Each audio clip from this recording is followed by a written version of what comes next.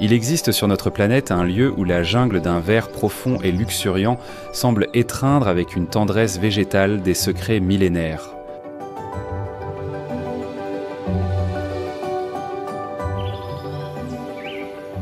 Dans cette cathédrale de verdure, le quetzal, oiseau mythique, voltige et danse dans les airs, se présentant comme une âme libre et resplendissante qui semble porter en elle toute la lumière d'un paradis retrouvé.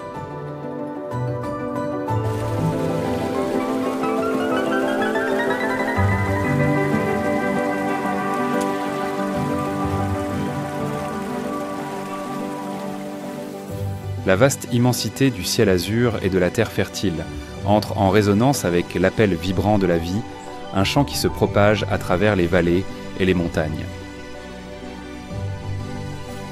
Des géants imposants, gardiens silencieux du temps, se dressent, narrant les chroniques immémoriales de la terre et du firmament.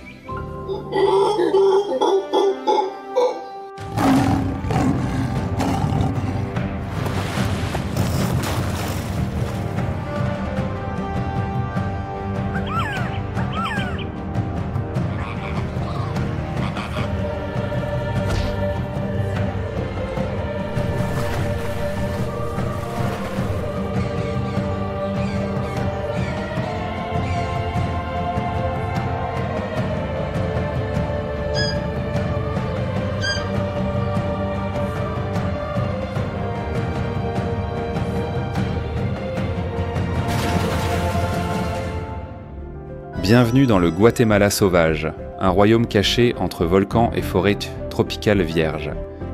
Avant de commencer, n'oubliez pas de vous abonner à la chaîne, d'activer la cloche de notification et surtout, n'hésitez pas à partager dans les commentaires. D'où regardez-vous cette vidéo? Allez, c'est parti!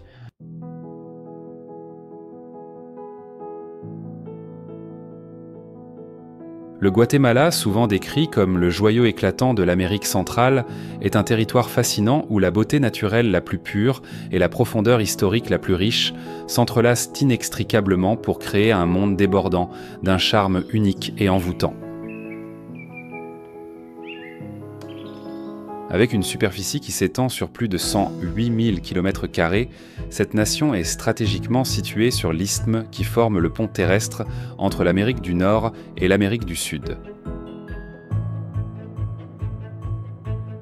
Ce pays se révèle être comme un livre ancien grand ouvert, où chaque page tournée, chaque paysage traversé raconte une histoire merveilleuse et captivante.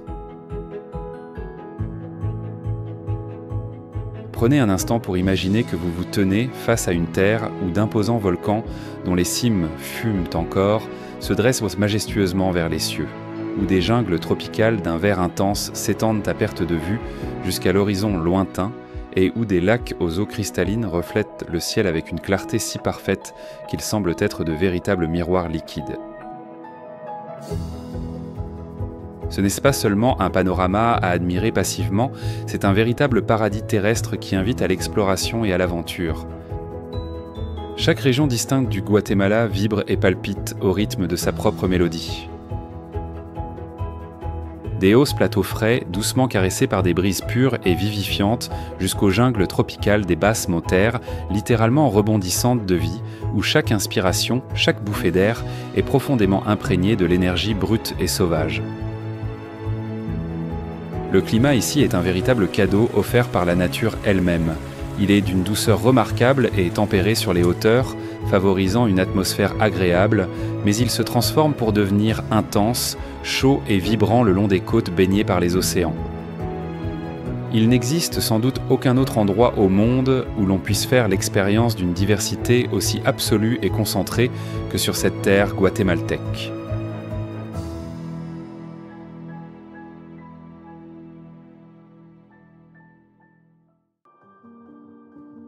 Plus de 30 volcans, dont plusieurs sont encore géologiquement actifs, se dressent tels des colosses, des géants protecteurs veillant sur cette terre unique.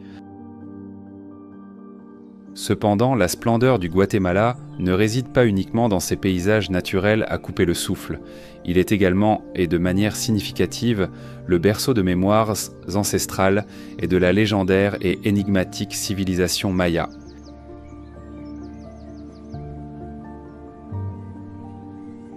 Au cœur même de la jungle dense et épaisse du Pétain, les pyramides de Tikal s'élancent audacieusement vers le ciel. Des monuments de pierre qui racontent l'histoire d'un peuple qui était profondément et spirituellement connecté à la terre nourricière et au vaste cosmos.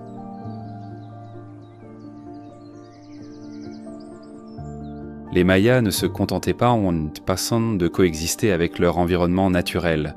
Ils le vénéraient, animés par la croyance que chaque arbre, chaque montagne, chaque rivière était la demeure sacrée de puissance divine. Les volcans étaient considérés comme des portails sacrés, des passages entre le monde terrestre des mortels et le monde supérieur, le divin, tandis que les jungles étaient perçus comme l'art, comme la source originelle et le lieu du renouveau perpétuel de toute forme de vie.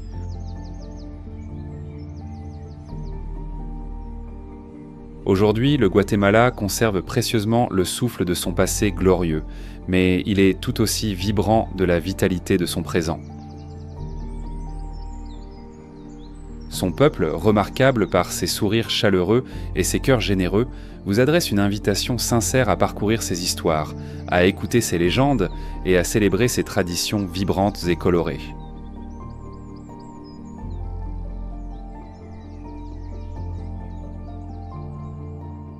Les festivités éclatantes, les danses traditionnelles rythmées, l'artisanat d'une finesse exquise et les prières ferventes qui s'élèvent encore aujourd'hui sont autant de manifestations qui reflètent le lien profond et indéfectible que les Guatémaltèques entretiennent avec leur terre. Le Guatemala n'est pas une simple destination touristique, c'est une expérience immersive et transformatrice qui restera gravée pour toujours dans votre cœur et votre âme.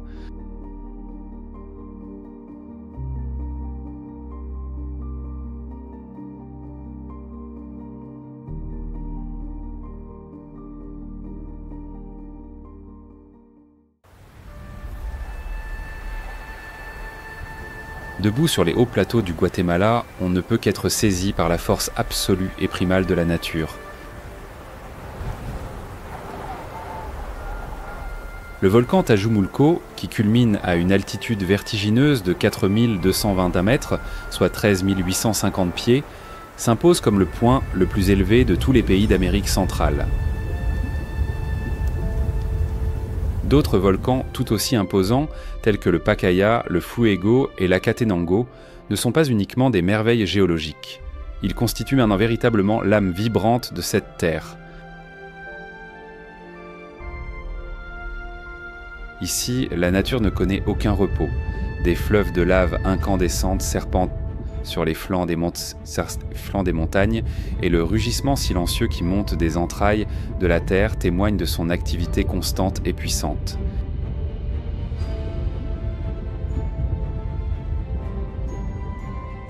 Cependant, c'est précisément cette combinaison de majesté et de férocité qui est à l'origine de la vie.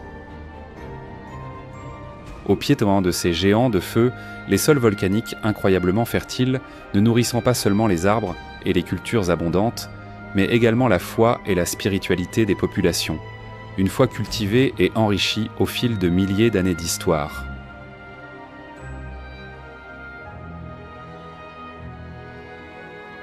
Les anciens Mayas croyaient fermement que les volcans étaient des portails sacrés, des points de connexion entre le monde des humains et celui invisible des puissances supérieures. Ils accomplissaient des rituels sacrés au pied de ces montagnes, adressant leurs prières pour obtenir des pluies abondantes et des récoltes prospères. Chaque volcan était perçu non pas comme une simple montagne, mais comme une entité vivante, une divinité protectrice de la terre et de ceux qui l'habitent.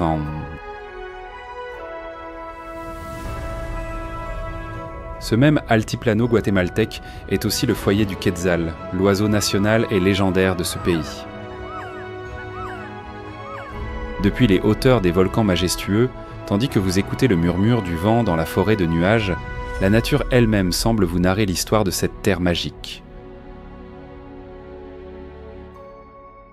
La lumière dorée du soleil se filtre délicatement à travers le feuillage dense et soudain le Quetzal traverse le ciel, tel un éclair de couleur, un destello éphémère.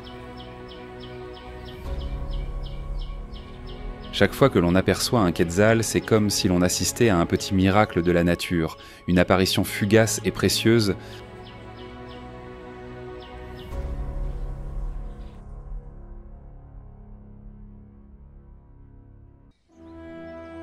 Il apparaît avec une douceur infinie et disparaît en un instant, laissant derrière lui une impression inoubliable. Le quetzal a des lieux domicile à des altitudes comprises entre 1500 et 3000 mètres, au sein des forêts de nuages luxuriantes qui recouvrent les flancs des montagnes. C'est un oiseau de taille moyenne, avec une longueur corporelle variant entre 35 et 40 cm. Les femelles présentent un plumage d'un gris discret, mais les mâles se distinguent par leurs plumes de queue spectaculaires et démesurées qui peuvent atteindre une longueur incroyable de 60 cm, dépassant ainsi de loin la taille de leur propre corps.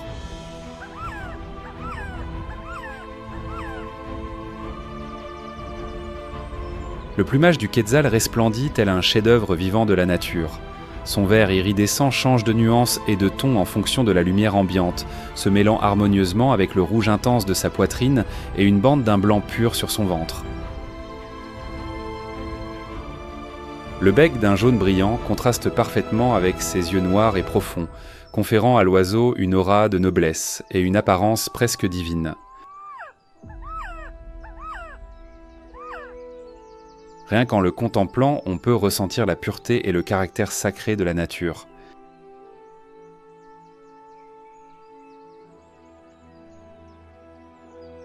Le quetzal n'est pas seulement d'une beauté saisissante, il est également profondément mystérieux.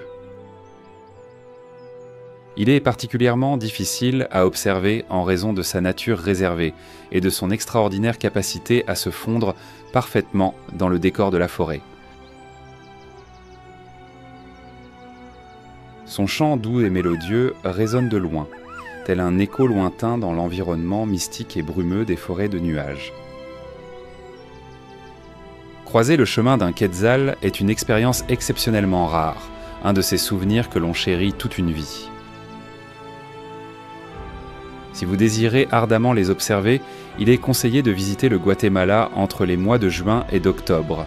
C'est durant cette période que se déroule la saison des amours, un moment où les mâles, dans toute leur splendeur, exhibent avec fierté leur magnificence pour séduire les femelles. Chaque matin, le quetzal s'envole entre les cimes des arbres, partant à la recherche de ses fruits favoris, ceux du laurier sauvage, qui lui procurent l'énergie vitale nécessaire à sa survie. Son régime alimentaire inclut également des insectes, et occasionnellement de petites grenouilles.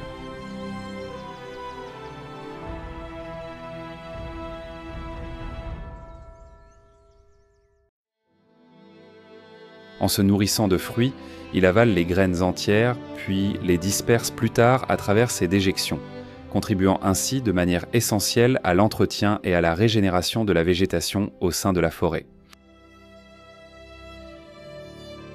Il y a de cela des milliers d'années, les Mayas vénénant le quetzal, le considérant comme un être sacré. Ils voyaient en lui l'incarnation de Kukulkan, le grand dieu serpent à plumes, celui qui apporte la vie et l'équilibre au monde.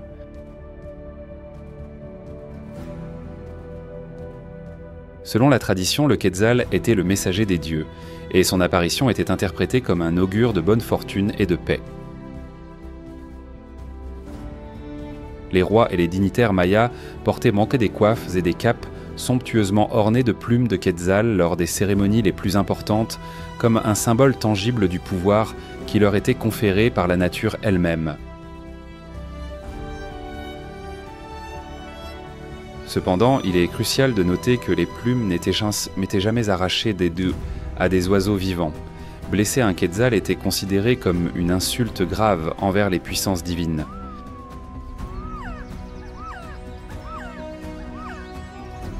De fait, le quetzal ne peut être maintenu en captivité. S'il est capturé, il dépérit et meurt rapidement, incapable de survivre loin de la liberté de son habitat naturel. C'est pour cette raison fondamentale que le quetzal est devenu le symbole absolu et incontesté de la liberté, une valeur profondément ancrée et chérie par le peuple guatémaltèque. Les Mayas croyaient en que voir un quetzal n'était pas seulement un moment d'une grande beauté esthétique, mais aussi un message divin, une communication directe venant des dieux. Ils réalisaient des rituels sacrés au pied des volcans et dans les profondeurs des forêts, priant pour l'équilibre et l'harmonie, considérés comme une bénédiction céleste. Dans ces cérémonies, la présence des forces créatrices semblait se manifester dans la beauté sublime et la liberté indomptable du quetzal. Selon leur cosmovision, tout dans la vie a été conçu pour exister en harmonie et en liberté.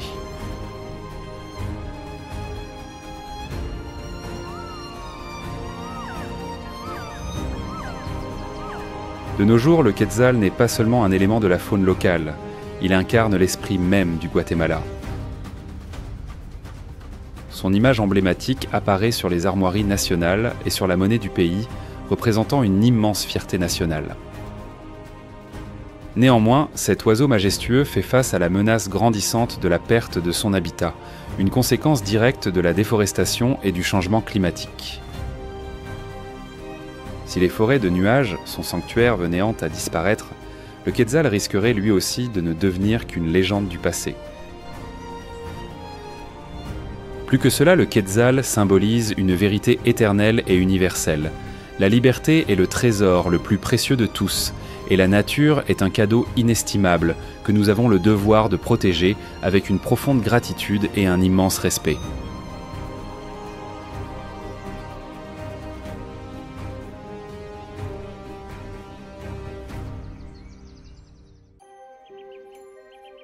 Non loin des territoires où le quetzal déploie ses ailes chatoyantes, au cœur des régions volcaniques escarpées et difficiles d'accès, un petit oiseau, aussi discret que résistant, s'ajoute silencieusement au majestueux paysage naturel. Le ginkgo des volcans, connu localement sous le nom de Ginkgo vulcani, est une espèce endémique qui n'habite que les hautes montagnes de ce pays, là où l'air est son glacial et le sol est son marqué par la lave refroidie d'antiques éruptions. Bien qu'il ne se distingue pas par des couleurs particulièrement vibrantes, son plumage d'un gris foncé et simple est le reflet de sa force et d'une incroyable capacité d'adaptation.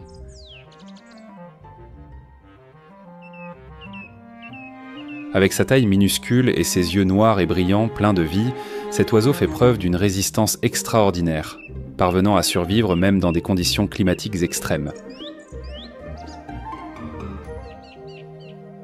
Le ginkgo guatémaltèque vit principalement à des altitudes qui dépassent les 3000 mètres, à proximité de volcans actifs comme le Pacaya, le Fuego et l'Acatenango.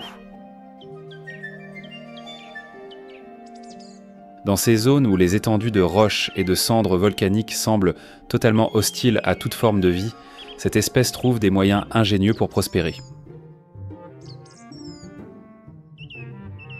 Il construit son nid dans les fissures des rochers ou au creux des arbustes bas, des emplacements stratégiques qui lui offrent un refuge efficace contre les vents violents et la poussière volcanique omniprésente.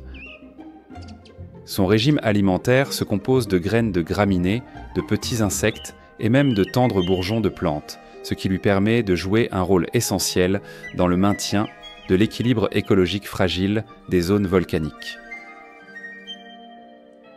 Le ginkgo guatémaltèque est également intimement lié à la culture des habitants des hauts plateaux.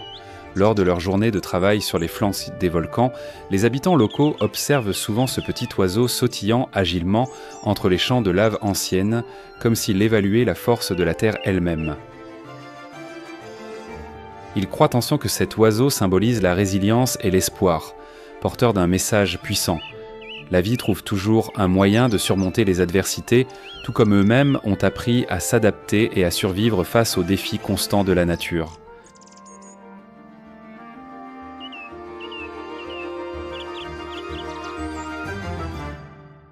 Le ginkgo guatémaltèque, bien que minuscule en taille, est une composante indispensable de l'écosystème et du grand récit naturel du Guatemala. Dans ces lieux où la vie semble presque impossible, il nous rappelle que la grandeur ne se mesure pas toujours par la taille ou l'ostentation, mais bien par la capacité à persister et à coexister avec le monde qui nous entoure. La vie, aussi petite soit-elle, porte toujours en elle une signification profonde.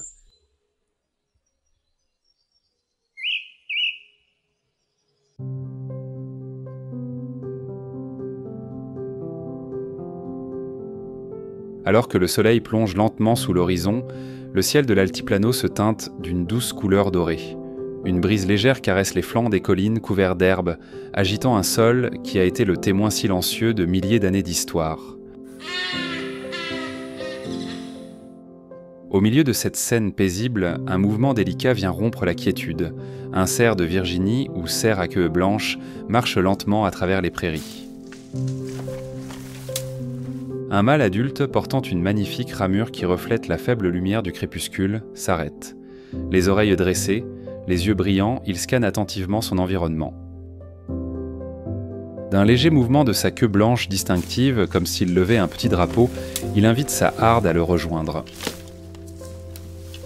Plusieurs femelles et leurs faons émergent alors avec une extrême prudence des arbustes bas situés à proximité. Le cerf de Virginie est l'un des animaux les plus communs de l'altiplano guatémaltèque, mais chaque observation de cet animal gracieux apporte avec elle une profonde sensation de paix et de sérénité. Il se déplace avec une grâce naturelle sur des terrains accidentés, ses pattes fines mais robustes franchissant les pierres sans générer le moindre bruit.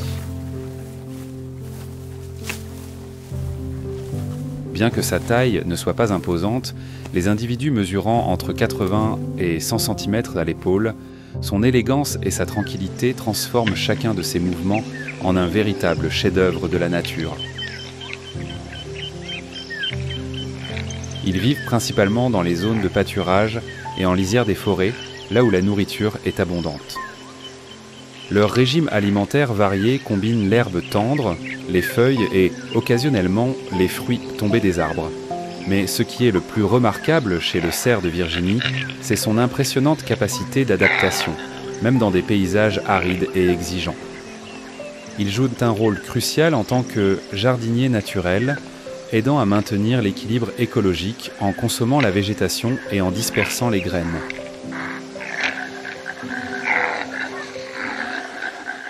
Il y a plusieurs milliers d'années, les Mayas considéraient sur le cerf de Virginie comme un être sacré. Il apparaissait dans d'importants rituels comme un pont symbolique entre le monde des humains et celui des dieux. On raconte que lors des cérémonies de remerciement à la nature, les rois mayas portaient arts et des coins boprodquaf en forme de bois de cerf, symbolisant la force, l'abondance et la gratitude. Dans l'art maya, le cerf est fréquemment représenté aux côtés du dieu du soleil, incarnant ainsi la vie et la lumière. L'histoire de cette espèce ne se limite pas à la culture et à l'histoire, elle englobe également son puissant instinct de survie. Durant la période de reproduction, les mâles participent à d'intenses compétitions. Ils entrechoquent leurs robustes ramures dans des duels spectaculaires pour établir leur domination sur la harde, l'écho de leurs affrontements résonnant dans la tranquillité de l'altiplano. Cependant, en dehors de cette saison, leur comportement devient étonnamment pacifique, reflétant le calme caractéristique de cette région.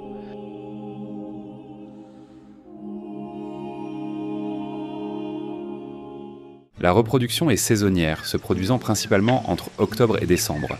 Après une période de gestation d'environ 200 jours, les femelles donnent naissance à 1, 2 ou parfois 3 faons à la fin du printemps ou au début de l'été, lorsque la nourriture est la plus abondante. Dès leurs premiers jours de vie, les faons sont déjà capables de se mettre debout en quelques minutes et de courir en quelques heures, une compétence absolument cruciale pour survivre dans un environnement où la vie et la mort sont en interaction constante. Le cerf de Virginie occupe une place vitale dans la chaîne alimentaire naturelle. Il constitue l'une des principales proies jalouses du jaguar, particulièrement au crépuscule, lorsque la lumière décline et que les cerfs baissent leur garde face au danger. Son état d'alerte change alors instantanément. Ses grandes oreilles se dressent, captant le moindre bruit suspect. S'il détecte une menace, le cerf lève sa queue blanche en signal d'avertissement et la harde se disperse rapidement dans différentes directions, une tactique efficace pour semer la confusion chez le prédateur. Avec une vitesse pouvant atteindre 48 km/h et la capacité de bondir jusqu'à 2,5 mètres de hauteur, ils ont de bonnes chances d'échapper aux griffes du jaguar.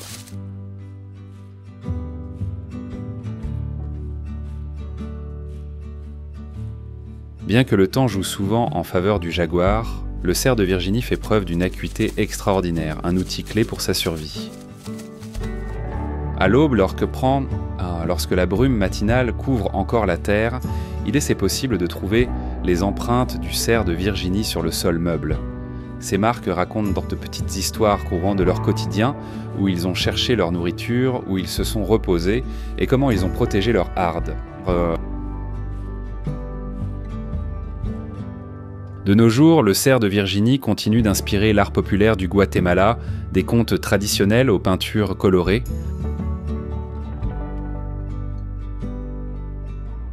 Mais au-delà de cela, ils sont un symbole vivant de paix et d'abondance, une pièce essentielle dans la majestueuse mosaïque naturelle du pays. Si vous avez la chance de les observer par un après-midi tranquille sur l'altiplano, suivez leurs mouvements posés, écoutez leurs pas presque imperceptibles et vous ressentirez une connexion profonde avec la nature, où chaque souffle et chaque pas font partie d'une histoire sans fin sur la vie.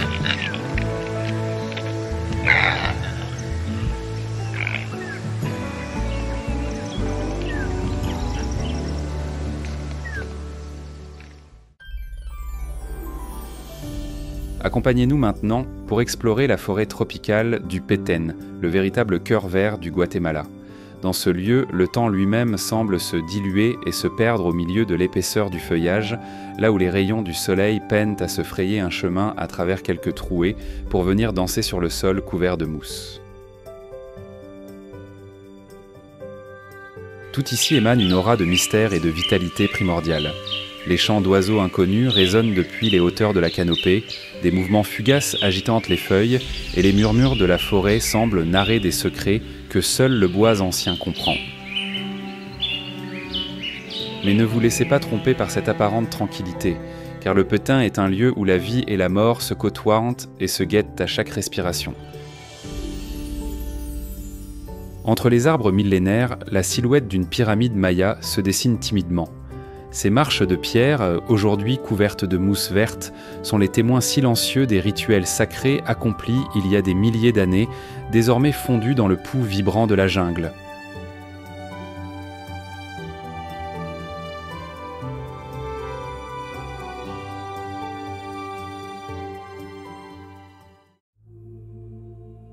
Les anciens Mayas croyaient que la jungle du Petén était la demeure même des dieux.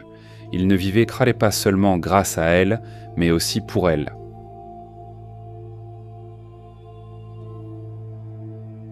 Ils l'honoraient à travers des cérémonies de gratitude sous la lumière argentée de la lune. Ils allumaient des feux sacrés pour les divinités, offrant les offrandes les plus pures et priant pour un équilibre harmonieux entre les humains et la nature.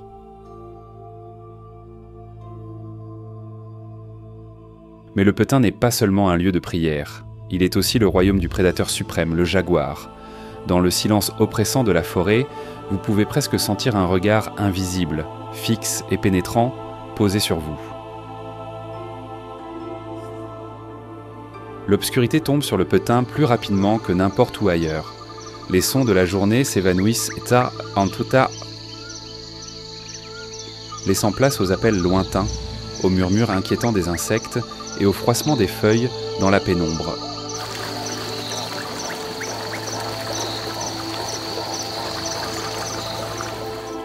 Le quetzal vole entre les cimes des arbres, les cerfs de Virginie paissent près des lisières de la forêt, mais tous savent qu'à tout moment, l'obscurité peut les dévorer. Le Petén ne fait aucune concession. Il est à la fois un gardien protecteur et une épreuve constante. Entrez dans le Petén avec révérence, écoutez le battement de cœur de la forêt et percevez comment chaque son, chaque brise porte en lui la force mystérieuse de milliers d'années. Et si jamais vous sentez un regard depuis les ombres, ne craignez rien. C'est seulement un rappel que le Petén sait toujours qui vous êtes et que c'est lui qui décidera si vous pouvez continuer votre chemin.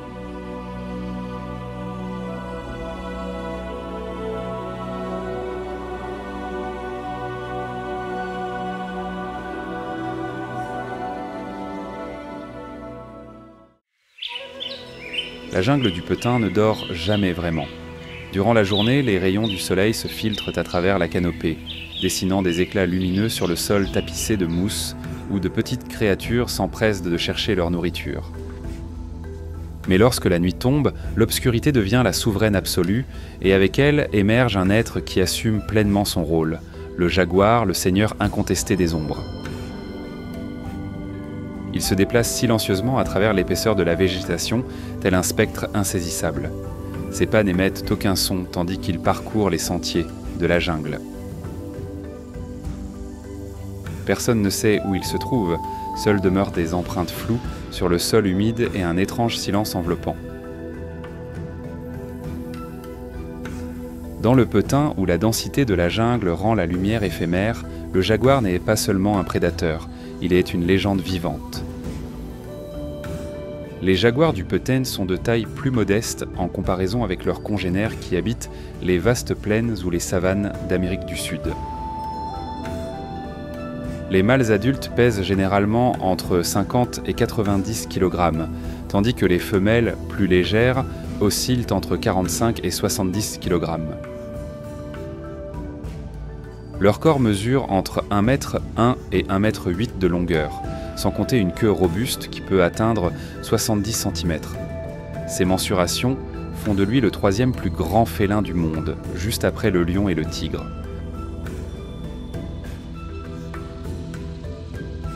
Cependant, sa force brute et sa férocité sont incomparables. Soyez attentifs, nous allons vous le révéler.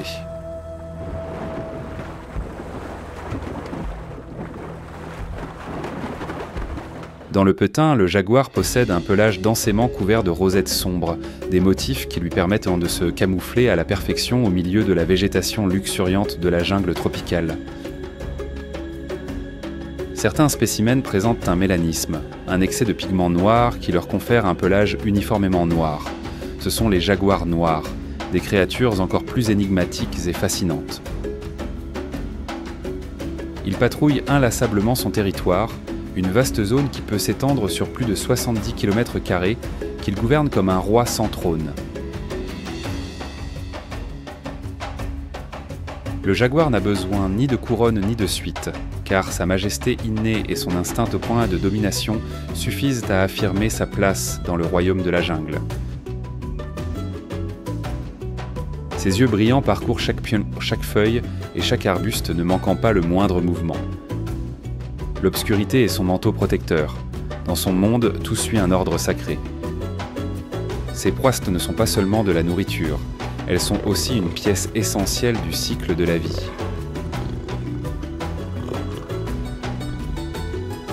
Il est le prédateur parfait, mais aussi le gardien de l'équilibre de la jungle, une mission sublime qui semble avoir été tissée par les forces créatrices de la nature. Il chasse non seulement des animaux terrestres comme le cerf de Virginie ou le tapir, mais il est également capable de briser les carapaces des tortues, une prouesse que peu de félins peuvent égaler. Il est la preuve vivante de la perfection dans la création, un être suffisamment puissant pour dominer et suffisamment précis pour maintenir le fragile équilibre du monde sauvage. Dans le Petain, où chaque créature a son rôle à jouer, le jaguar est le symbole de la force, du pouvoir et, par-dessus tout, d'un ordre sacré que la nature a octroyé à la jungle.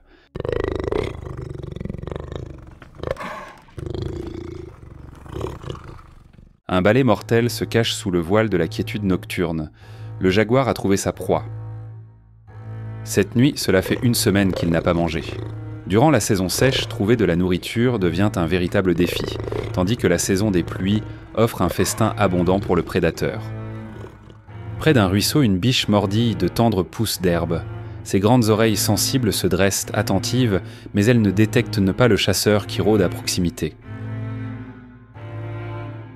La harde a échappé de peu la nuit précédente, mais cette fois, sa chance semble incertaine.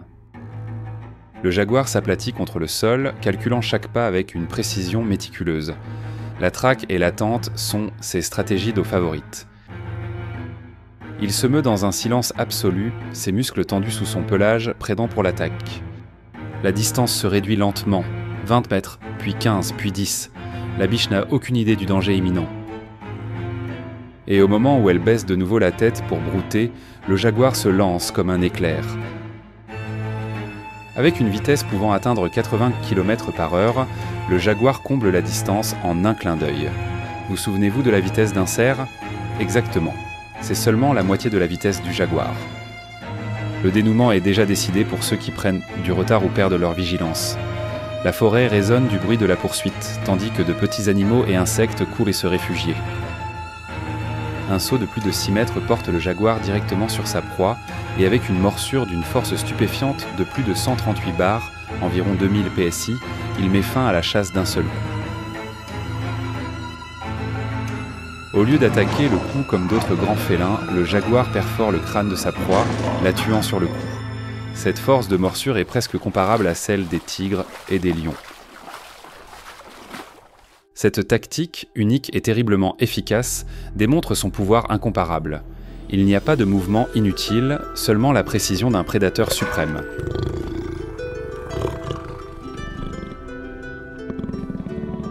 Quand le crépitement des feuilles se dissipe, l'obscurité enveloppe de nouveau la jungle, dissimulant les traces de la chasse.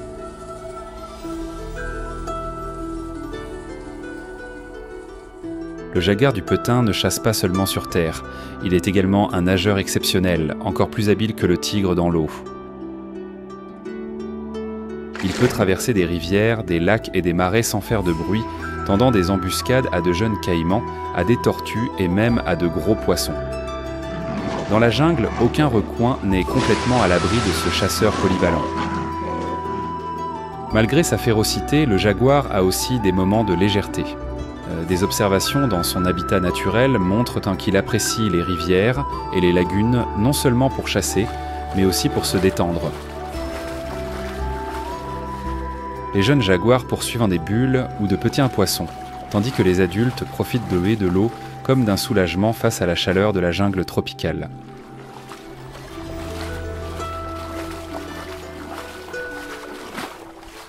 Dans la culture maya, le jaguar n'était pas seulement un animal, mais un symbole du dieu des ombres. Les Mayas le vénénaient comme l'incarnation d'Ixbalam, le gardien du monde souterrain et le protecteur de la jungle.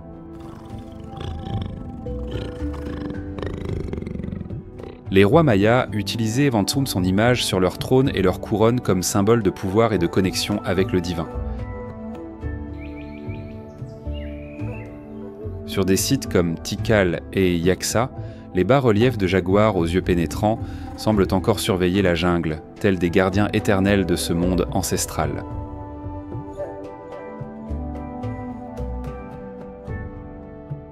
De nos jours, le Petain reste le dernier grand refuge du jaguar au Guatemala. Cependant, il fait face à des menaces croissantes, la perte de son habitat, le braconnage et l'expansion humaine. Quand la nuit enveloppe à nouveau la jungle, le jaguar termine son repas et disparaît dans les ombres, tout comme il était venu, sans laisser de traces. Seul demeure le silence de la forêt. Dans cette quiétude, l'esprit de la jungle reste vivant, portant la légende du Seigneur des Ombres, un souverain majestueux, puissant et mystérieux.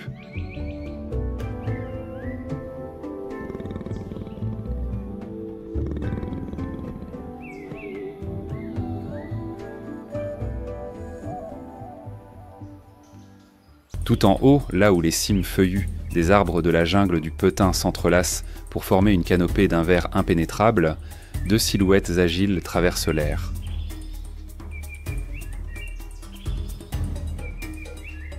Ce sont les singes araignées de Geoffroy, les véritables acrobates de la jungle, accompagnés de leurs compagnons, les singes hurleurs noirs, émetteurs des échos les plus puissants de la forêt.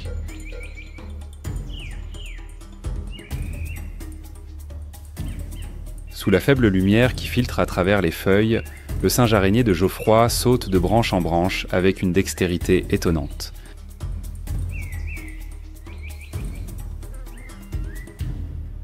Avec un corps élancé d'environ 50 cm de long, ils se distinguent par leur queue préhensile pouvant mesurer jusqu'à 90 cm, si forte qu'elle agit comme un cinquième membre.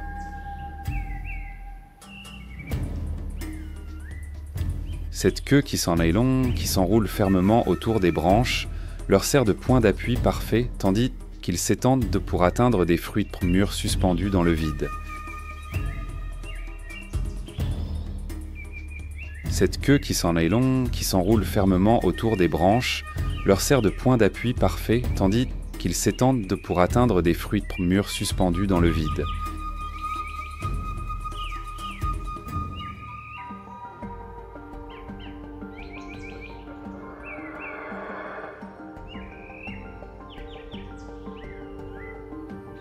Non loin de là, un singe hurleur noir mâle s'arrête sur une branche élevée. Il gonfle sa gorge et lance un rugissement puissant qui semble briser le calme de la forêt. Le son résonne entre les cimes des arbres, voyageant jusqu'à 5 km de distance, comme une déclaration sonore affirmant que ce territoire a un propriétaire.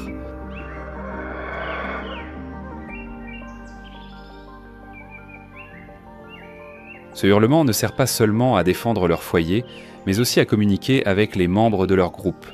Les femelles et les jeunes répondent par des appels plus doux, créant une symphonie unique, la véritable bande-son de la jungle du Petain.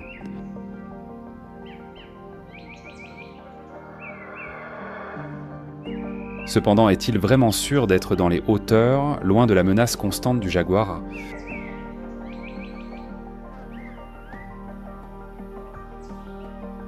Le singe araignée, avec son agilité et sa vitesse inégalée, s'éloigne prudemment des zones basses où le jaguar pourrait rôder. Avec une touche joueuse, il lance les pots de fruits vides au sol, marquant nonchalamment son territoire.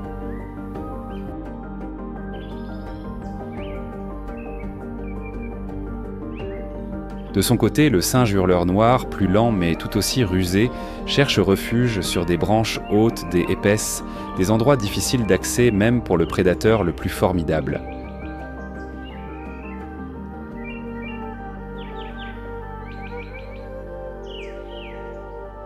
La tension dans la jungle du Petain s'intensifie. Les appels du singe hurleur diminuent, jusqu'à devenir des murmures, dans un effort pour ne pas attirer l'attention du chasseur.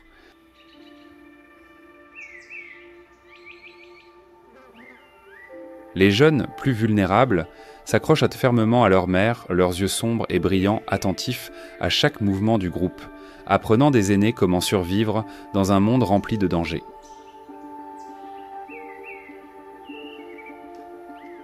Le singe araignée de Geoffroy et le singe hurleur noir ne sont pas seulement joueurs, ils sont aussi essentiels pour l'écosystème. En consommant des fruits, ils ingèrent des graines qu'ils dispersent ensuite avec leurs excréments, aidant à la régénération de la végétation dans de nouvelles zones.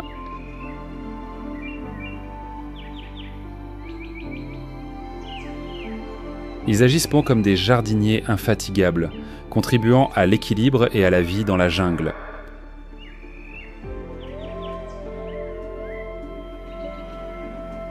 L'histoire de ces primates ne se limite pas au domaine naturel, elle est aussi profondément enracinée dans la mythologie. Dans le Popol Vuh, le livre sacré des Mayas, les singes araignées et les singes hurleurs sont représentés comme des êtres espiègles, symboles de la créativité et du renouveau. Les Mayas croyaient que chaque hurlement du singe hurleur était un message des dieux, leur rappelant que la vie continue de se propager à travers la forêt.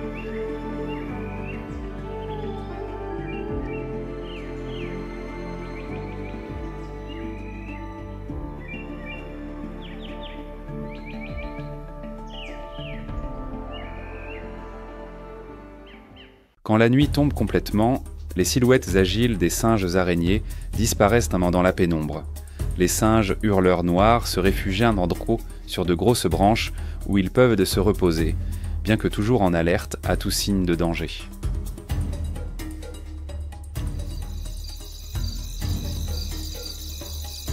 Sous la canopée, le jaguar tente de chasse à décaloter, le jaguar se retire silencieusement, conscient que cette nuit, la chasse en hauteur ne sera pas fructueuse. Le Petain retrouve son équilibre naturel.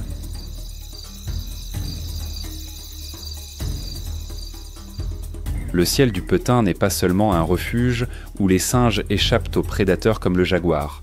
Il est aussi le foyer d'un autre groupe de créatures, les toucans à carène, les brillants messagers de la jungle du Petain. Une figure colorée rompt le silence, suivie d'une autre puis d'une troisième. Un groupe de toucans traverse l'air comme des fragments d'arc-en-ciel vivants, reflétant les faibles rayons de soleil qui se filtrent à travers les feuilles.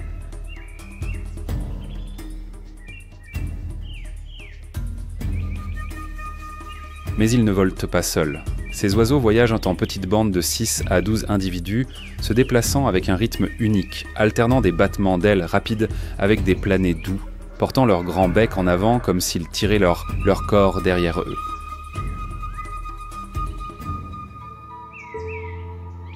Avec leur plumage noir brillant, leur poitrine jaune vibrante et leur bec spectaculairement coloré, un mélange de vert, jaune, orange et rouge, les toucans semblent le porter en eux toute la lumière de l'aube.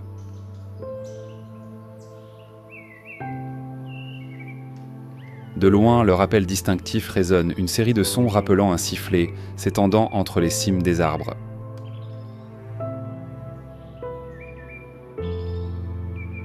Ces oiseaux ne se distinguent pas seulement par leur apparence, mais aussi par leur rôle vital dans l'écosystème. Leur énorme bec, mesurant entre 12 et 15 cm, est un outil parfait pour atteindre les fruits sur les branches les plus hautes.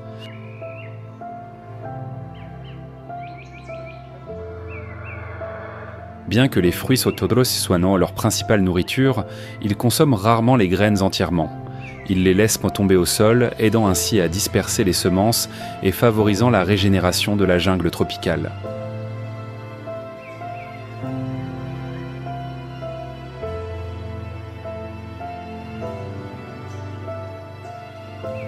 Arrêtés sur une branche haute, les toucans commencent leur jeu caractéristique.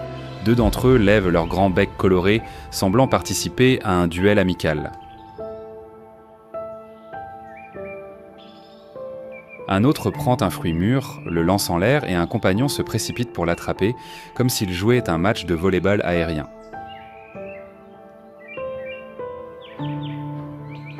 Sous la faible lumière de la jungle, les toucans n'exhibent pas seulement leur beauté éblouissante, mais symbolisent aussi la vitalité et la connexion. Ils vivent ensemble dans des cavités d'arbres étroites, partageant l'espace et formant une structure sociale claire où chaque membre remplit un rôle important.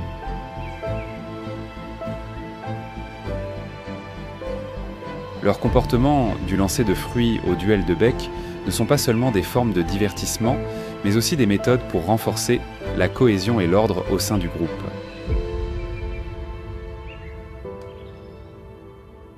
Les toucans ont une profonde connexion avec la culture maya. On dit que les jours de pluies intenses, lorsque le soleil disparaissait, leurs appels ramenaient la lumière. Imaginez dans une jungle sombre où la lumière n'apparaît qu'en éclats, un toucan surgit avec son bec radiant, apportant avec lui la chaleur de l'aube.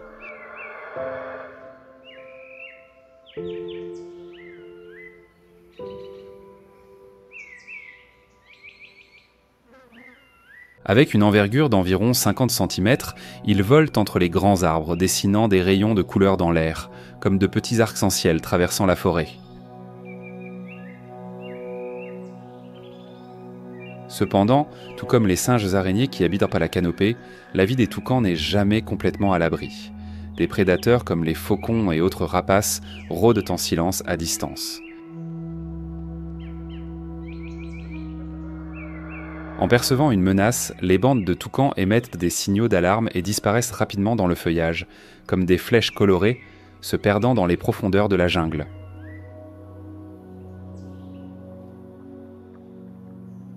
La jungle du Ptin ne serait pas la même sans les toucans. Des recherches ont démontré que ces oiseaux aident à disperser les graines de plus de 100 espèces d'arbres différentes, favorisant ainsi la biodiversité de la forêt tropicale. Même pendant la dure saison sèche, les toucans sèment des graines qui, avec l'arrivée des pluies, germent et redonnent sa verdure à la forêt. Chaque graine qu'ils laissent tomber est une promesse pour l'avenir, un rappel que la vie ici trouve toujours un moyen de se renouveler, même face aux défis de la nature et à l'intervention humaine.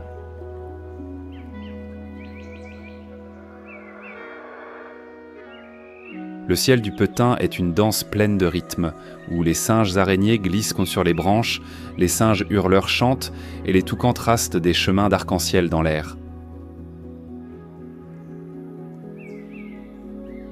Chaque créature est une pièce essentielle de la forêt, des plus hautes cimes jusqu'au sol sombre en dessous. Et lorsque les derniers rayons du soleil s'évanouissent, les silhouettes colorées des toucans disparaissent entre les feuilles, laissant le ciel du Petain aux créatures de la nuit qui continuent de raconter les histoires éternelles de la jungle. La jungle du Petain se teinte d'une couleur mystique, dorée et orangée, alors que les derniers toucans traversent le ciel et que l'agitation des singes araignées commence à diminuer. Le sol de la forêt semble alors entrer dans un rythme complètement différent. Parmi les feuilles sèches qui crissent doucement sous un poids invisible, une figure brillante apparaît fugacement. C'est le serpent corail d'Amérique centrale, une créature à la fois magnifique et dangereuse, enveloppée dans un halo de mystère.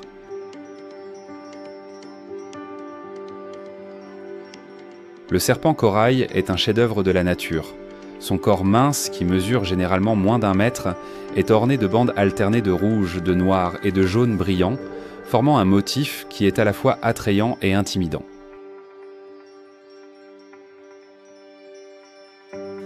La longueur de son corps est directement liée à la quantité de venin qu'il peut injecter.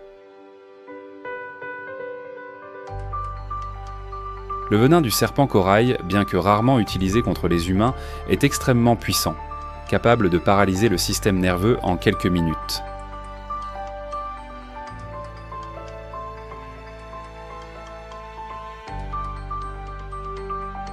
Face aux humains, le serpent corail opte presque toujours pour la fuite et ne mord que s'il se sent acculé et sans issue.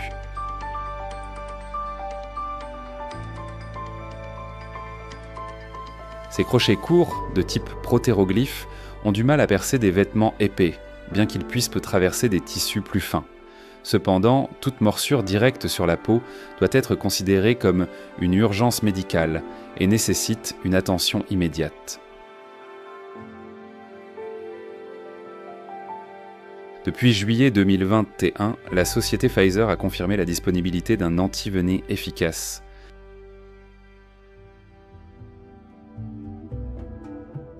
Cette espèce est principalement nocturne, active lorsque l'obscurité couvre la jungle. Elle se glisse silencieusement parmi les feuilles, en décomposition ou se réfugie dans des crevasses de roches, dissimulant sa présence jusqu'à ce que cela soit nécessaire.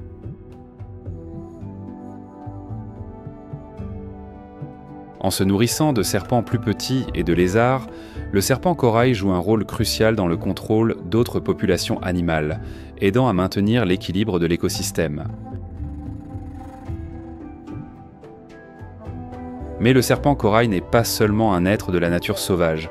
Pour les anciens Mayas, il était un symbole sacré.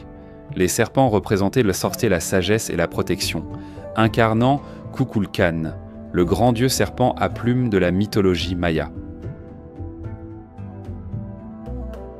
Des représentations de serpents corail apparaissent sur les murs des pyramides, rappelant que ces terres et ces jungles sont toujours protégées par des gardiens silencieux.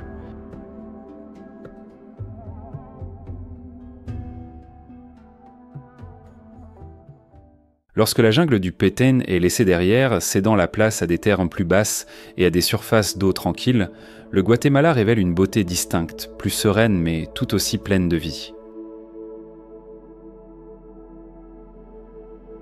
Ici, des lacs cristallins, des rivières sinueuses et de vastes marais deviennent l'âme du paysage, un refuge qui nourrit et protège d'innombrables formes de vie.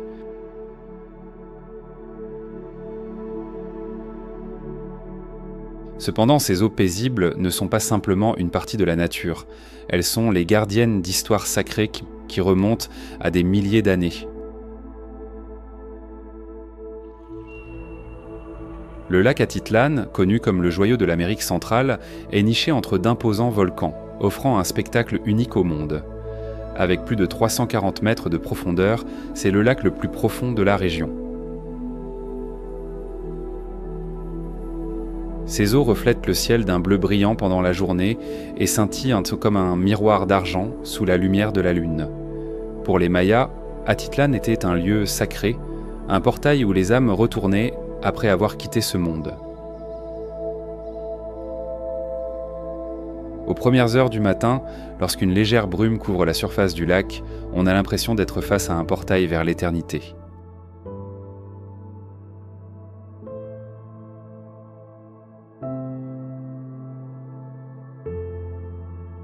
Non seulement Atitlan, mais aussi les rivières et les marais du Guatemala sont les artères vitales de cette terre.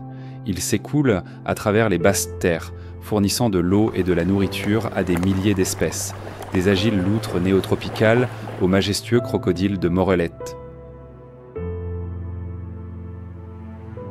L'eau n'est pas seulement un habitat, c'est la source même de la vie, un concept profondément enraciné dans la cosmovision maya. Pour les anciens Mayas, l'eau était le noyau de l'univers, l'élément que les dieux ont utilisé pour créer le monde. Ils effectuaient d'eux des rituels sur les rives des rivières et des lacs, exprimant leur gratitude à la nature. Lors de ces cérémonies, ils offraient leurs biens les plus précieux, de la nourriture aux bijoux, priant pour des pluies abondantes, des récoltes prospères et l'équilibre dans leur vie. Cependant, ne laissez pas le calme des lacs et des marais vous tromper. Sous la surface, la vie est vibrante et même dangereuse. Un crocodile de Morlaix glisse silencieusement dans le marais, ses yeux brillants comme des phares dans la pénombre. Il se déplace lentement, sans un bruit, comme s'il était une extension de l'eau elle-même. Pendant ce temps, la loutre néotropicale, avec son pelage reluisant et son regard astucieux, nage agilement, se tenant à distance du prédateur implacable.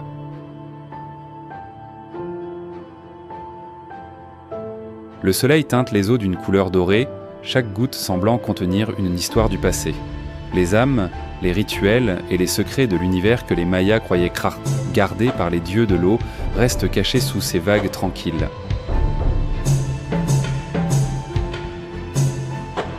Croyez-vous que chaque goutte d'eau porte en elle une mémoire des temps anciens ?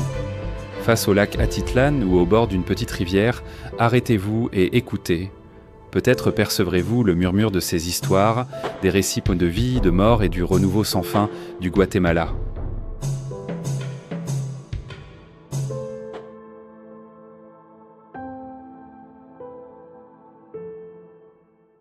Sous la surface tranquille, un prédateur ancestral rôde. Le crocodile de Morlaix, le monarque sans couronne des eaux douces. Le crocodile de Morlaix est une espèce caractéristique du Guatemala, avec une longueur moyenne de 2,5 à 3 mètres. Certains spécimens plus grands peuvent atteindre 4 mètres et dépasser les 200 kg.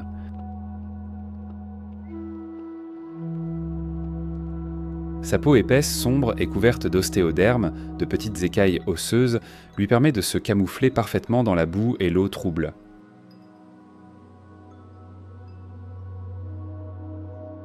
Sous cette carapace résistante se cache un corps formidable, capable de se mouvoir avec une vitesse terrifiante, se lançant hors de l'eau en quelques secondes. Dans l'obscurité, les yeux du crocodile brillent comme des gemmes, observant en silence chaque mouvement sur et sous la surface. Sa stratégie de chasse est simple mais mortelle, la patience. Un crocodile adulte peut rester immobile pendant des heures, attendant qu'une proie imprudente s'approche suffisamment. Quand le moment arrive, avec un puissant coup de sa queue musclée et un saut explosif, tout se termine en un instant.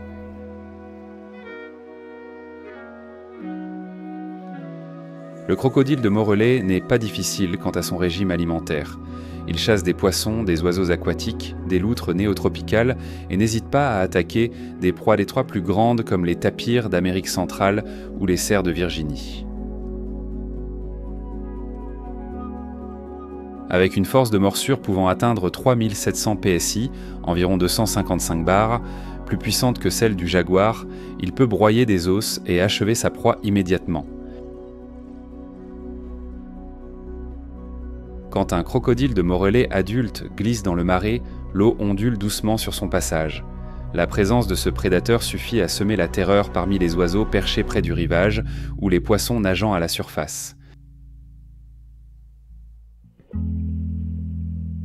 Avec un saut soudain hors de l'eau, le crocodile attrape un oiseau aquatique, l'entraînant au fond dans sa fameuse spirale de la mort, déchiquetant sa proie en petits morceaux pour la dévorer.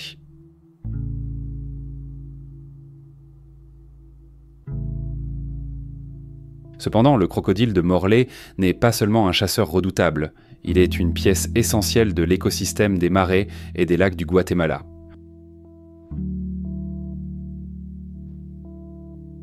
En régulant les populations de poissons et d'autres petits animaux, il aide à maintenir l'équilibre écologique des habitats d'eau douce. Les anciens Mayas avaient également une connexion spéciale avec les crocodiles. Dans les bas-reliefs et les légendes, les crocodiles étaient considérés comme les gardiens des rivières et des lacs, les protecteurs des eaux sacrées de la terre.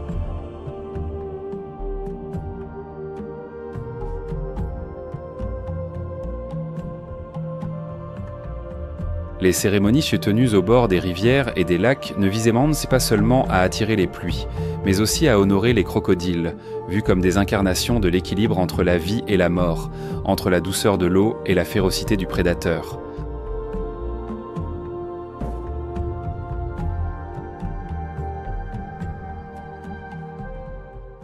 Dans l'ombre, alors que la nuit s'approfondit, le crocodile de Morlaix retourne silencieusement à l'eau, disparaissant comme il était apparu.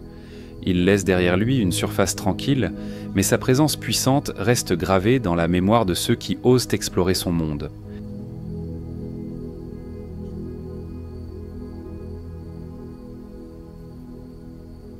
C'est un rappel du pouvoir caché de la nature, un équilibre entre le calme et le danger.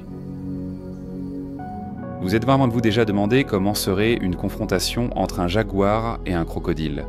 La bataille entre ces titans de l'écosystème serait un affrontement digne des récits les plus épiques de la jungle. Lequel, selon vous, dominerait dans ce duel ancestral ?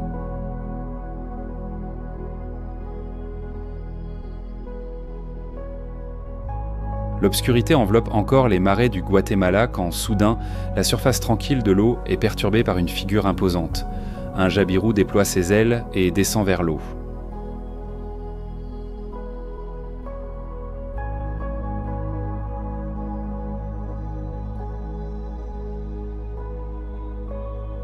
Avec une envergure de près de 3 mètres, le son du vent fendu par ses ailes résonne dans l'air.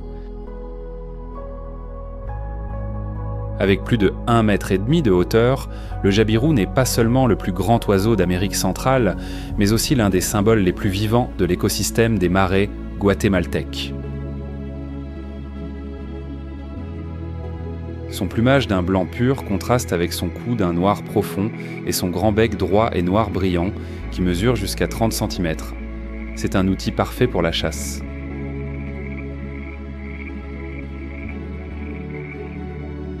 Le jabirou se déplace avec grâce, mais avec une présence majestueuse.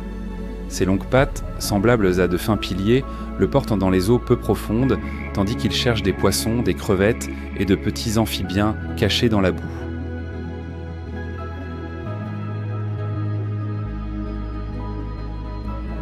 Quand il détecte sa proie, un mouvement rapide et précis de son bec assure une capture nette et efficace.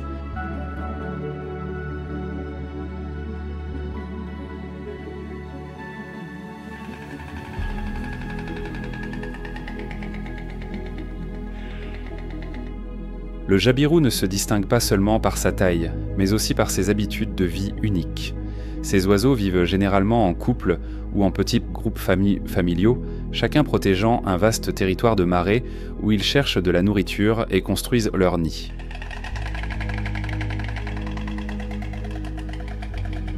Ces nids, de véritables merveilles naturelles, faites de grosses branches et de feuilles sèches, peuvent atteindre jusqu'à 2 mètres de diamètre et sont généralement situés au sommet d'arbres robustes pour garder les oisillons en sécurité.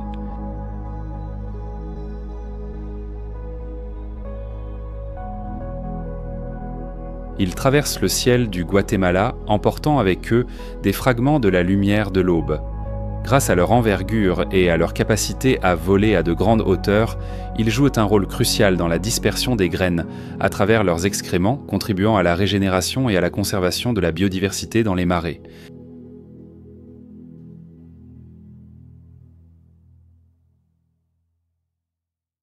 Le Jabiru symbolise la connexion entre la terre et le ciel. Dans les rituels mayas liés à l'eau et à la pluie, cet oiseau apparaissait comme une prière vivante adressée aux dieux, implorant la protection des sources d'eau, considérées comme l'âme de la vie.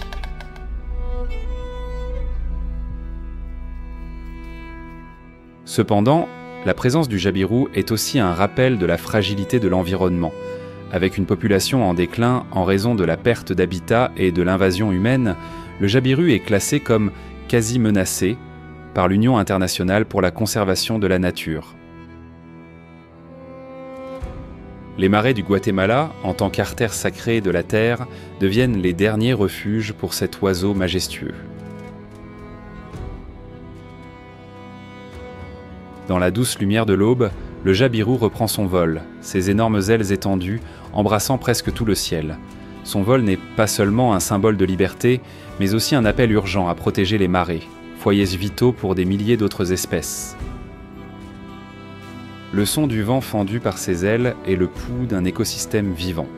Un rappel de l'importance de préserver des merveilles comme le Jabiru, ces créatures qui connectent le ciel et la terre du Guatemala.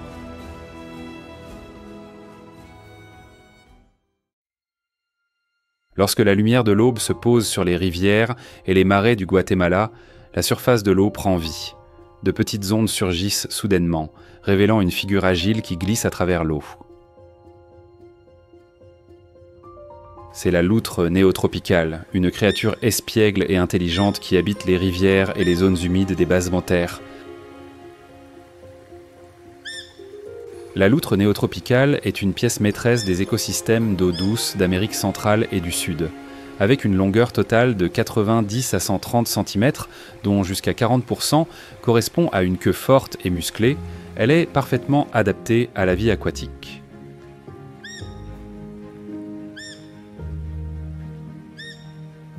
Son pelage épais et brillant ne lui fournit pas seulement une isolation contre l'eau froide, mais il est aussi imperméable, maintenant son corps sec et léger, ce qui lui permet de se déplacer avec agilité sous l'eau.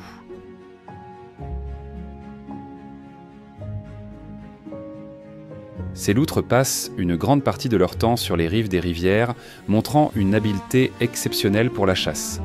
Avec une vision aiguë et des pattes palmées, elles peuvent plonger profondément et nager rapidement dans des courants forts pour attraper des poissons, des crevettes, des crabes et même de petits amphibiens. Une étude a révélé qu'elles consomment jusqu'à 1 kg de nourriture par jour, jouant un rôle crucial dans le contrôle des populations de poissons et dans le maintien de l'équilibre des écosystèmes aquatiques. Mais les loutres ne sont pas seulement des chasseuses, elles sont aussi ingénieuses et sociales. Leur comportement joueur et les interactions entre les membres de leur groupe en font le centre de l'attention.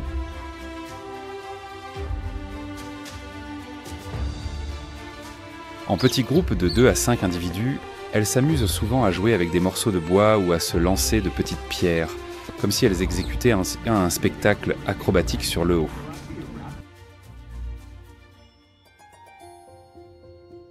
Bien que la rivière soit leur foyer, elle n'est pas exempte de danger. Des prédateurs naturels comme le crocodile de Morlaix représentent une menace constante, obligeant les loutres à survivre dans un environnement plein de défis. Cependant, leur capacité d'adaptation est extraordinaire. Elles construisent des terriers sur les berges escarpées des rivières, utilisant des fissures entre les rochers et les fourrés comme refuge, et se déplacent agilement entre différents plans d'eau pour trouver de la nourriture.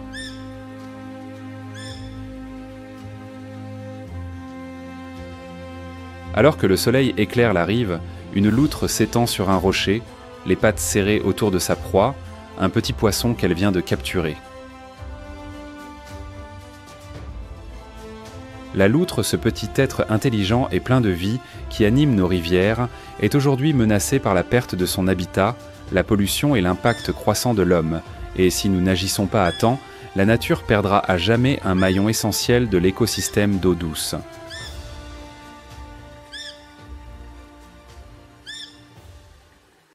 Quand le soleil se couche sur les longues plages de sable du Guatemala, la lueur dorée est interrompue par un mouvement subtil.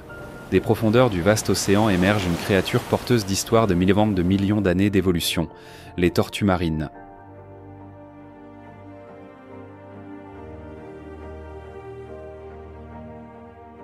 Le Guatemala, avec ses côtes baignées par le Pacifique, est le témoin de l'un des voyages les plus étonnants de la nature.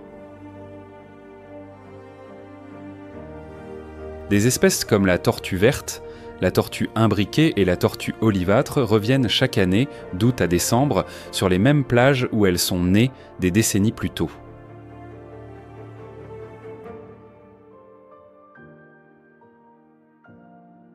Là, elles accomplissent le cycle éternel de la vie en pondant leurs œufs dans le sable qui les a vues naître. Le voyage n'est pas seulement long, il est aussi plein de défis. Une tortue marine adulte peut avoir parcouru des milliers de kilomètres à travers l'océan, faisant face à de forts courants, à des prédateurs et aux menaces constantes de l'activité humaine.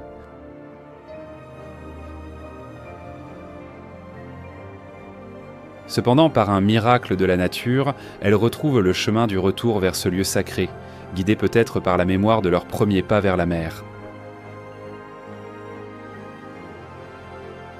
Sous la lumière de la lune, une tortue olivâtre émerge lentement de l'eau.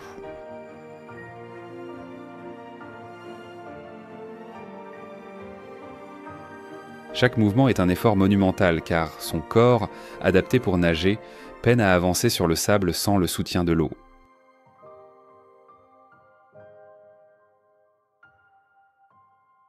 Avec détermination, elle creuse un trou profond avec ses pattes arrière et commence à déposer ses œufs.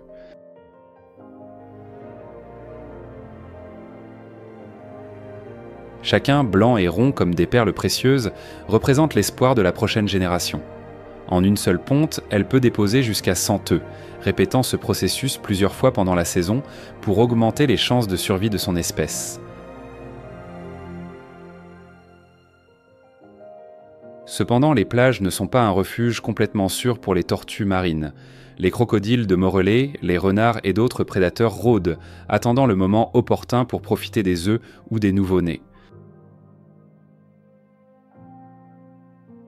Et même si les petites tortues parviennent à briser leurs coquilles et à avancer vers l'océan, elles font face à des dangers encore plus grands, de fortes vagues, des oiseaux et des prédateurs marins.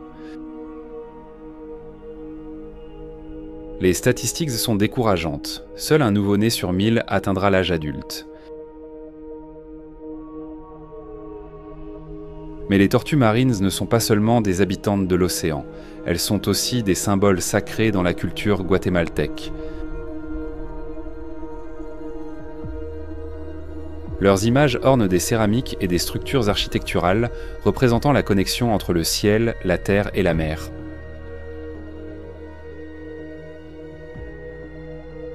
Pour les peuples anciens, leur retour annuel symbolisait le renouveau et le cycle de la vie, rappelant que toute existence a une origine et que le retour est une partie essentielle de l'éternité.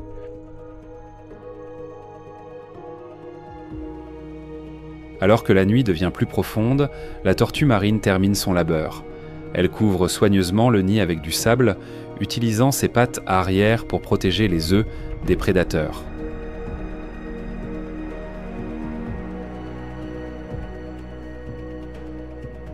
Puis, avec la même lenteur mais avec détermination, elle rampe de nouveau vers l'océan. Une vague la reçoit, et en un instant, elle disparaît dans l'obscurité, laissant derrière elle une plage tranquille mais chargée d'espoir. Espérons le jour où les nouveau-nés émergeront et courront vers la mer, certains d'entre eux grandissant pour revenir et continuer cette histoire extraordinaire.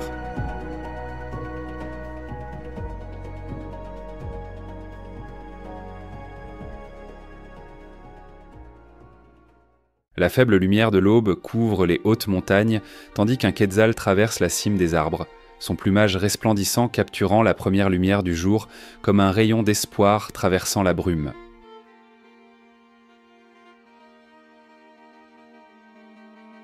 Mais combien de temps cette espérance pourra-t-elle se maintenir alors que l'écosystème de ce lieu fait face à des défis sans précédent ?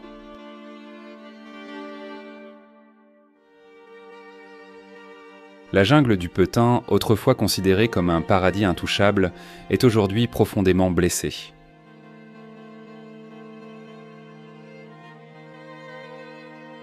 La déforestation pour l'agriculture, l'exploitation forestière et la construction d'infrastructures ont entraîné la perte d'en moyenne 132 000 hectares de forêt par an, soit environ 1% de la superficie forestière nationale. C'est l'un des taux de déforestation les plus élevés d'Amérique latine. Ce qui reste, ce sont des terres vides. Le jaguar, le roi sans trône du Petain, perd son refuge. Sa population actuelle est estimée entre 600 et 800 individus, dispersés dans les derniers vestiges de jungle dense, devenant des cibles faciles pour les braconniers.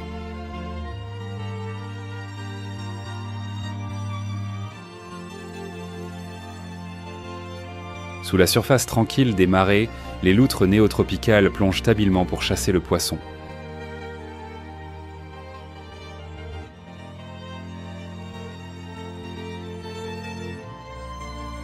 Cependant, les déchets industriels et les produits chimiques agricoles contaminent les rivières, les transformant en eau morte.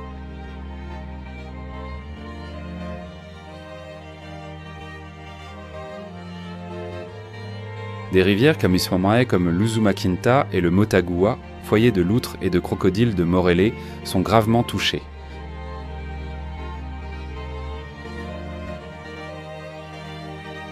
Plus de 30% de l'eau douce du Guatemala n'est plus considérée comme sûre, menaçant la vie des espèces aquatiques.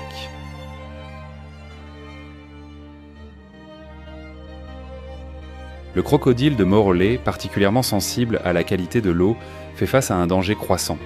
Sa population a diminué de 20% au cours des 30 dernières années.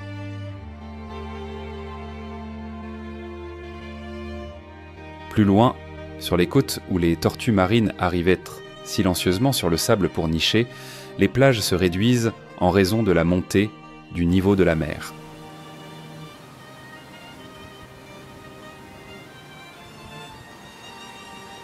Sur les centaines d'œufs qu'une tortue mer dépose, plus de 90% sont collectés illégalement et seul un nouveau-né sur 1000 survit jusqu'à l'âge adulte.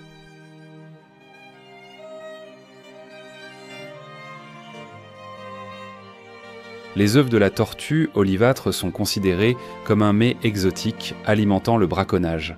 Le flux du temps semble interrompre le cycle de régénération que les tortues marines ont maintenu pendant des millions d'années.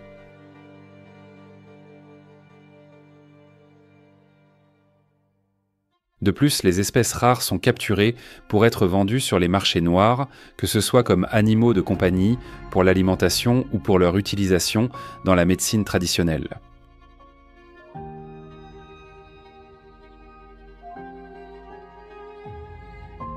La loutre néotropicale est également chassée, réduisant sa population à seulement 5000 individus dans toute l'Amérique centrale.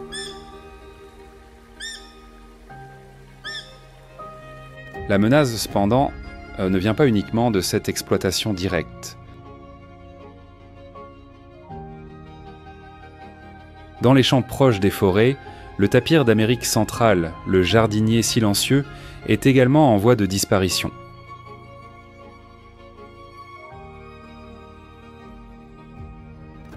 La réduction de la forêt oblige les tapirs à s'approcher des terres agricoles humaines, devenant une menace pour les récoltes.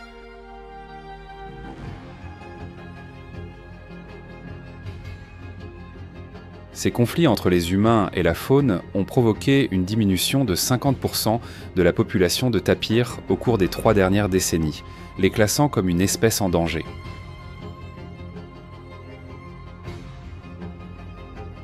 Les jaguars sont également la cible de tirs pour protéger le bétail, ce qui contribue encore plus à leur déclin dans tout le pays.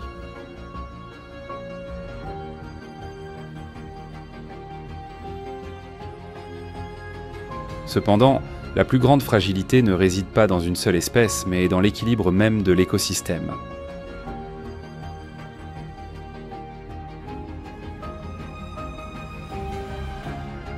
Le changement climatique, avec ses sécheresses prolongées et l'élévation du niveau de la mer, affecte toute la chaîne écologique.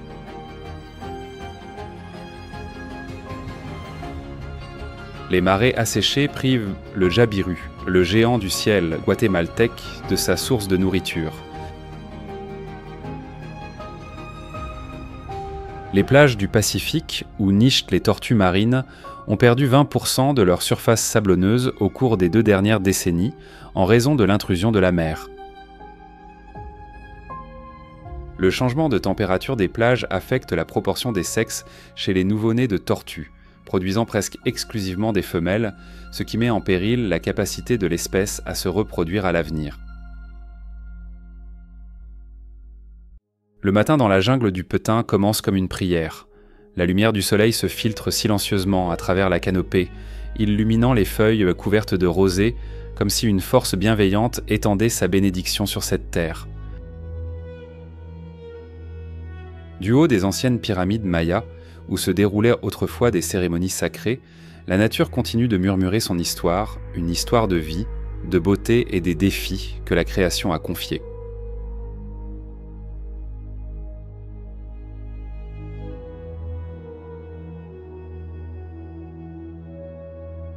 Face à ces défis, le Guatemala n'était pas resté immobile. Les zones protégées, véritables oasis d'espoir, ont été étendues et renforcées.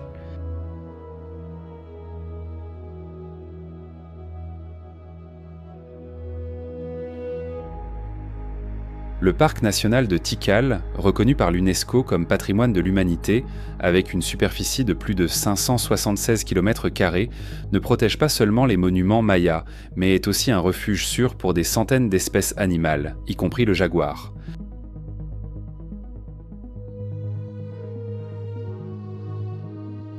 Plus au nord, la réserve de biosphère maya s'étend sur plus de 21 600 km². C'est la plus grande réserve de biosphère d'Amérique centrale, un bastion de vie où les singes araignées de Geoffroy sautent entre les cimes des arbres et les toucans peignent des symphonies de couleurs dans le ciel.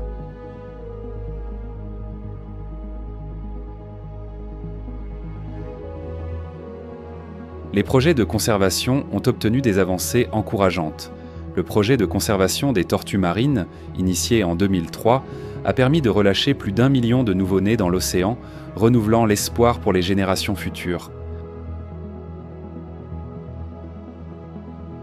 Le programme de protection du jaguar, grâce à la surveillance et à la conservation, a réussi à augmenter la population de jaguars de 20% en une décennie.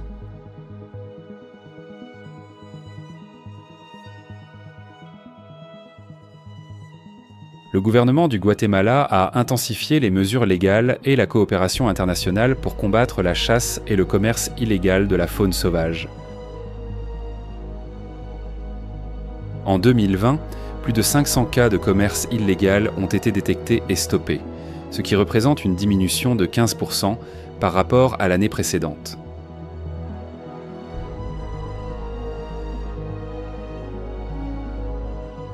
Des collaborations avec Interpol et d'autres organisations internationales ont abouti à la récupération de plus de 2000 spécimens de la faune sauvage lors d'opérations de sauvetage.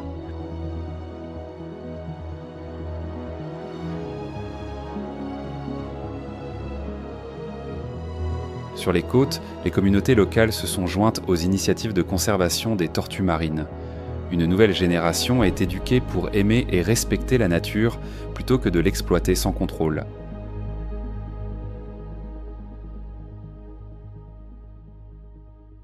Plus de 100 000 étudiants ont participé à des programmes d'éducation environnementale, semant dès le plus jeune âge la conscience de l'importance de préserver l'environnement.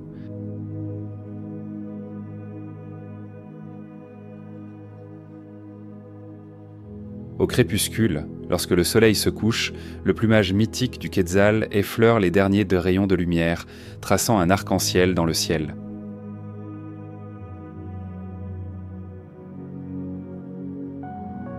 Le Guatemala reste une terre pleine de défis, Mais dans chaque zone protégée et dans chaque projet de restauration, il y a une prière pour la vie.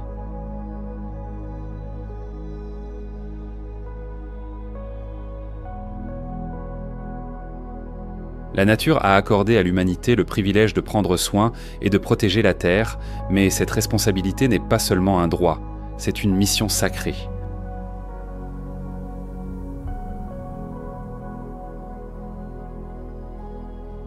Le Guatemala, avec ses montagnes, ses jungles, ses rivières et ses mers, est un témoignage du lien sacré entre l'être humain et la création. Chaque créature ici fait partie d'une histoire que nous devons préserver.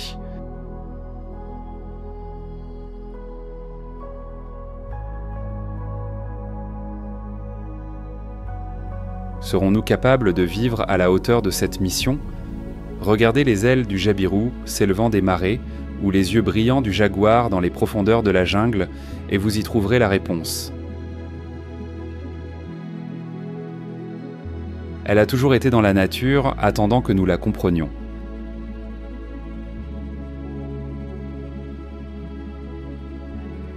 Si vous aimez la nature du Guatemala, partagez vos pensées dans les commentaires. Votre voix sera une grande source d'inspiration pour continuer la conservation de ce monde naturel si riche, protégeant ainsi la vie et notre magnifique planète pour les générations futures.